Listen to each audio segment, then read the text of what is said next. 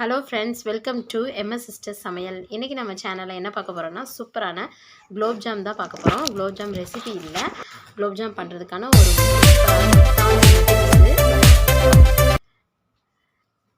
பாருங்கள் ஃப்ரெண்ட்ஸ். இங்கே வந்து குலோப் ஜாம் வந்து நாங்கள் குலோப் ஜாம் மாவு வந்து ரெடியாக பிசைஞ்சு எடுத்து வச்சாச்சு.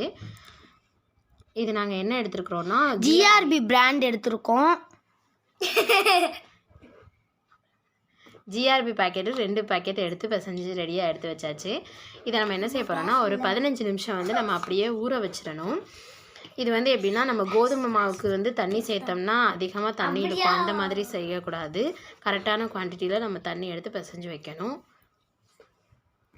இது வந்து ஒரு 15 நிமிஷம் ஊற வச்சு இப்போ எடுத்துட்டேன். இதை எடுத்ததுக்கப்புறம் திரும்ப மறுபடியும் என்ன செய்யணும்னு கேட்டிங்கன்னா, நல்லா அழுத்தம் கொடுத்து பிசைஞ்சு எடுத்துக்கிடணும். நல்லா கைட்டு அழுத்தம் கொடுத்து மறுபடியும் ஒரு தடவை பிசைஞ்சு எடுத்துக்கிட்டிங்க அப்படின்னா ரொம்ப சாஃப்டான குலோப் ஜாம் கிடைக்கும்.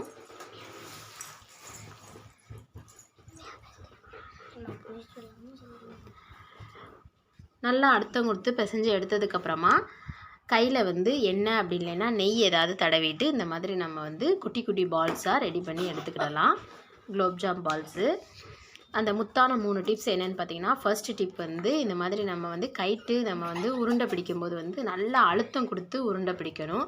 அப்போ தான் அதில் வந்து எந்த வித கிராக்கர்ஸ் வராது, சீக்கிரம் காஞ்சும் போகாது. பார்த்தாலே தெரியுதா, ரொம்பவே இந்த ஆயில்னஸாக சூப்பராக இருக்குது.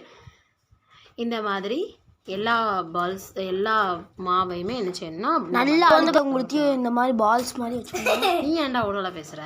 அப்படியே இப்படி பேசுகிறேன்.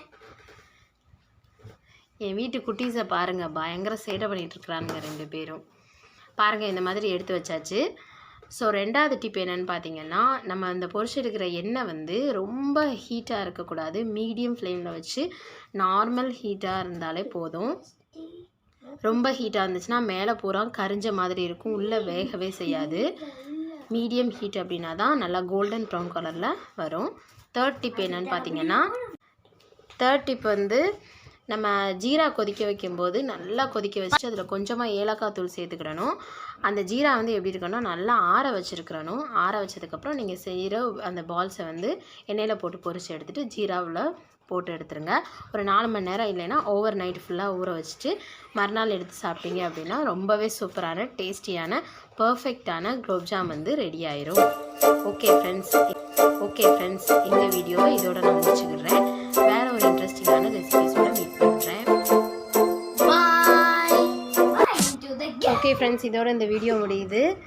நீங்களும் இந்த மாதிரி பர்ஃபெக்டான குலோப் ஜாம் வீட்டில் ரெசிபியை செஞ்சு பாருங்கள்.